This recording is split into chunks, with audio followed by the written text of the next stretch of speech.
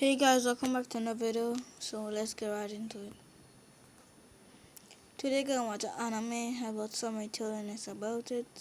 Let's go right into it. Hi, I'm Charles with Handicap. Previously, a boy named Wong was born with unimaginable power and decided to hide his power forever. His parents then give him an amulet and a pill to suppress his power. Wong's amulet would eventually begin to break during a competition between schools. The disguised Shadow Leader attempts to help Wong's opponent win, while also continuing her goal to eliminate Sunro. The story continues as fake Bufang makes his way to the metal altar and prepares to take it from Chen. A look into the past shows how Sunro promises to make her father proud when meeting Tang's family, who is their longtime rival. The children's father would express how proud they were. But the thing I want to know, why them rivals? Bruh. Their children as the two kids compete in a battle of knowledge. Their duel is very intense though, as it is really a war concerning their family's honor. Bro. Back to the present, Sunro attempts to take the altar of fire when an accident causes Hago's attack to stop her. In this moment, Sunro can only think about her father and how their family is never allowed to lose to the Tang family. Tang arrives to help defend the altar of fire, and Miss Z points out how Sunro is attempting to take the altar with one of the swords she controls. Unfortunately for her, she must actually be holding the sword herself to capture the altar. Sunro realizes this and makes her way to the altar, but Tang's sword spirit appears from nowhere and shatters one of her swords. Tang commends her for her effort, but points out how futile their hopes of winning are now. Zhang excitedly compliments Tang on how well his plan is working, but Tang explains he wants more altars so he can embarrass Sunro with an overwhelming. Oh, and if you're new to my videos, please subscribe and ring the notification bell so you can notify anytime I post a new video. And if you haven't seen my other videos, you should go and check it out before you check this one out. Let's get right back into it. Victory. This makes Sunro realize Tang's plan to abandon the two altars they control. This way, Bufang can take the altar Chen controls and Bei can head to where Wong is. She will definitely not be able to defeat the transformed Wong, but watches every move instead. If he ever leaves to capture another altar, Bei can capture the one Wong abandoned so that anything he does will be nullified. This guarantees Tang's victory unless Sunro can capture the altar of fire. Not only that, Chen must defend his altar at all costs as well if they are to have a chance at winning. We then watch as fake Bufang begins his assault on Chen. How does this guy know he's fake Bufang? People is just here. Chen cleverly evades the attacks, knowing that he doesn't have to fight and only needs to keep the altar from being seized. The disguised Liu Yin taunts Chen for running, and he has a memory from his childhood. Chen's father had always hated how he was such a coward, and Chen never wanted to be anything like his father. The disguised Liu Yin laments how she can't use her own powers without giving away her identity, and is limited to using the close-range attacks Bufang uses. Observers watch closely, and Yi begins to realize that Bufang seems to be holding back for some reason. The fake Bufang then notices that the area around the altar of metal has sharp metal leaves everywhere. He uses the leaves combined with his negative energy ability to form a long-range attack that finally hits Chen. Another look at Chen's childhood shows how he was able to defend himself from his father's overly intense training and how it helps him now as Bufang's attack grows more powerful. Tang is frustrated to find that Bufang is taking longer than expected to seize the altar of metal, and Sunro tells Hago to let her handle the current situation alone. Hago waits nearby though, and Tang points out how she has no chance of beating them with only 5 of her swords left. Sunro reveals that she plans to defeat him with only 1 though, and a look into their past shows how he taunted her after defeating her in their battle of wits. Zhang offers to help defeat her, but Tang refuses since it would allow her to lose with more dignity. At the altar of water, Bai watches as Wong peacefully protects the altar, and she determines that her team's victory is guaranteed. At the altar of metal, Chen is defeated but refuses to let Bufang capture the altar and pays dearly for it. The spectators can only watch as Chen screams in agony, and Wong's father begs that the competition be stopped. Missy explains that there are guards in place that will not allow anyone to die though. Tang taunts Sunro as she is clearly outmatched only using 1 of her swords, and Chen continues his attempt at defending the altar. He has lost the use of his arms as he is beaten relentlessly, but continues to think of the promise he made to his friends. Tang receives a message from a very concerned Bai, who explains that 2 spiritual forces are beginning to burst at the 2 contested altars. Tang thinks it must be Sunro, but he is wrong. It's actually Hago, and the other is Chen. We then see that this had partly been planned. Hago had explained to Sunro that his sword spirit is extremely powerful, but producing it is difficult because it requires other strong sword spirits. We then see that Sunro chose to fight Tang with only one sword because she decided to sacrifice her sword spirit to Hago before the fight. Tang mocks her for depending on someone else, and we watch as both Chen and Hago unleash powerful attacks. In the face of defeat, Tang now realizes that Sunro is not the same person she was as a child. Both Sunro and Chen must apologize to their fathers now, as they explain that they have chosen their own paths. Afterwards, it is announced that the capture of the Altar of Metal failed since Bufang couldn't hold on to the sword, and the Faction 60 instructors celebrate when it's announced that their students have captured the Altar of Fire. Miss E concedes that they have more altars now, but points out how her students have a commanding lead in points. However, she is shocked when it is announced that the Altar of Wood had just been captured by Faction 60. Wong was the one to do it, and his team now controls 4 altars. Chen is amazed to see that Sunro's plan has succeeded perfectly, but turns to find an enraged Bufang. Luyin finally sheds her disguise and vows to make them all pay. We then get a brief glimpse of when Sunro realized that capturing the fire altar and protecting the metal altar would not be enough. This being the case, she determined that Wong would be the key to winning the competition. We then see what happened at the Altar of Water in the moment Sunro and Chen won their fights. Bai begins to panic since Faction 60 now controls the altars of water, fire, and metal. She asks that Bufang head to the Altar of Earth while she goes to protect the Altar of Wood, but is shocked when the next announcement reveals that it has just been seized.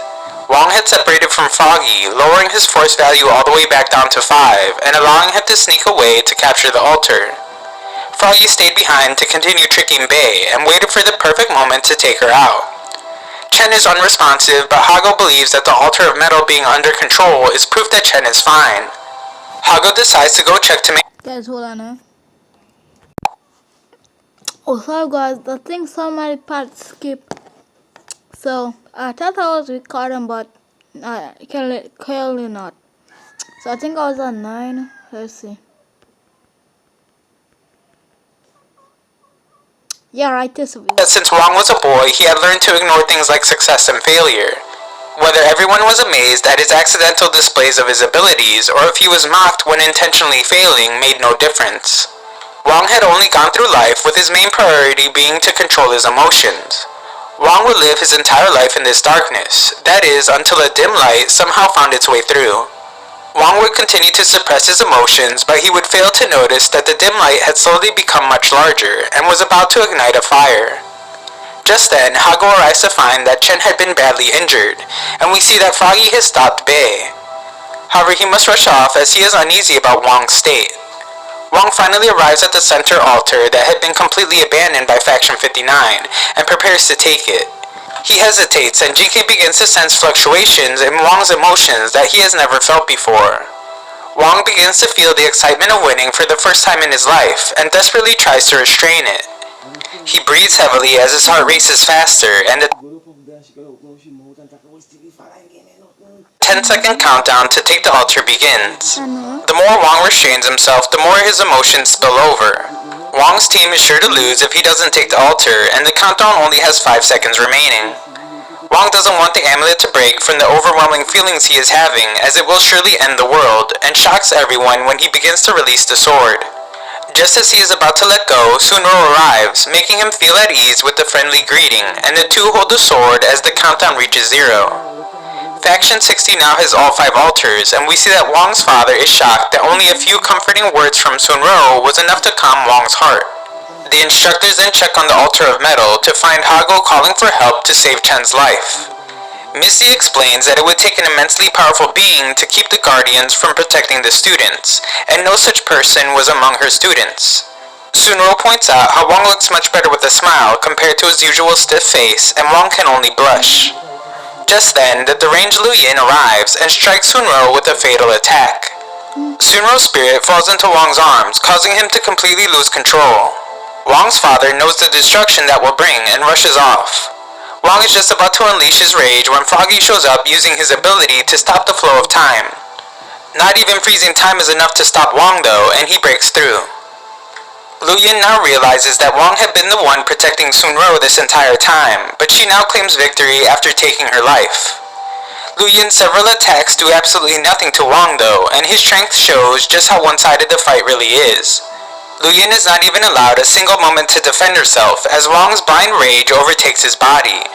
His powerful anger would show itself in many forms as Wang uses several devastating attacks on Lu Yin.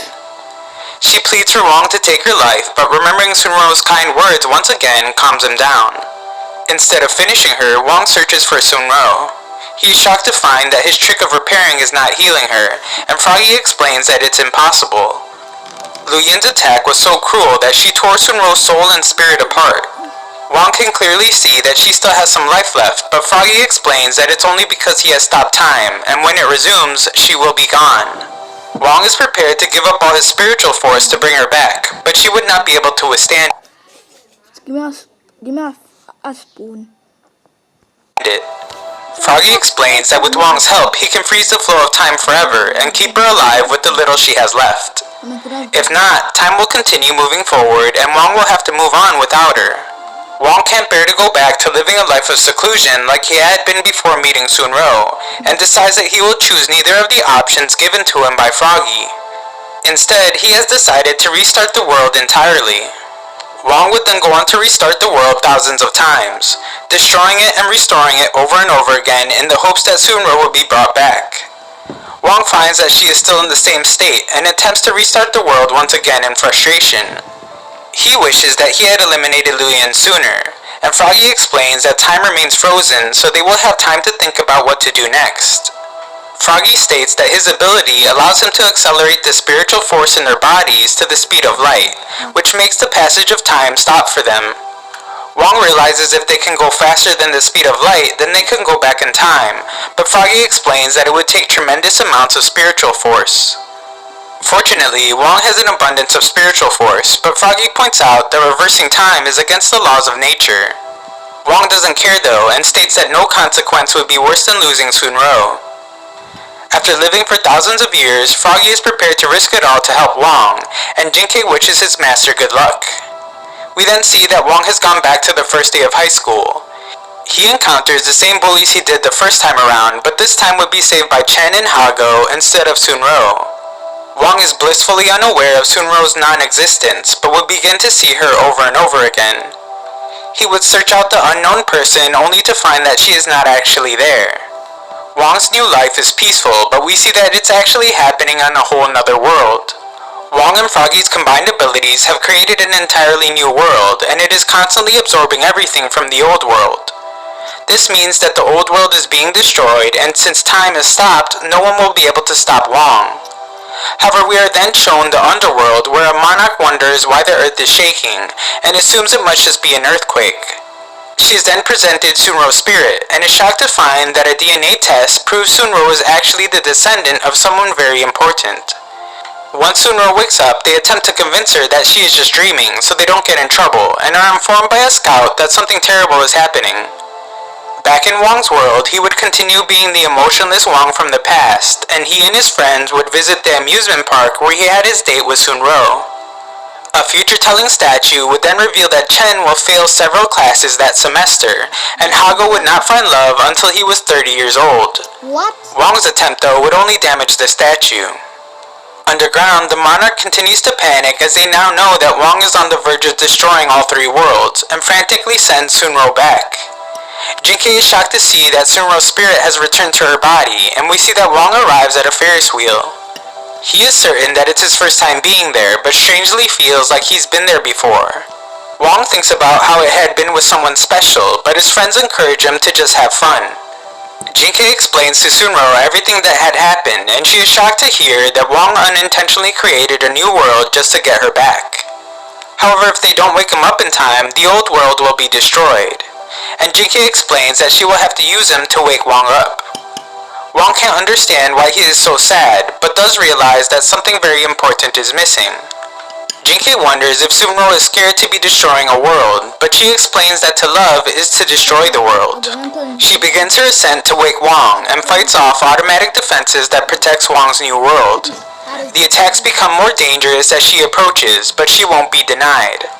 Sunro finally reaches him and Wong's memories of Sunro return to him. His friends encourage Wong to go to her and the two are finally reunited. We once again watch the moment when Lu Yin sheds her disguise and attacks Chen, but this time she is instantly crushed by Wong. This time he calmly takes the altar alone and Faction 60 is announced the winner. The students and all their loved ones celebrate their victory and Sunro arrives just after Wong takes the altar. Froggy wonders if Wong is really okay with how things have ended up, and we get an explanation of what happened after the two were reunited.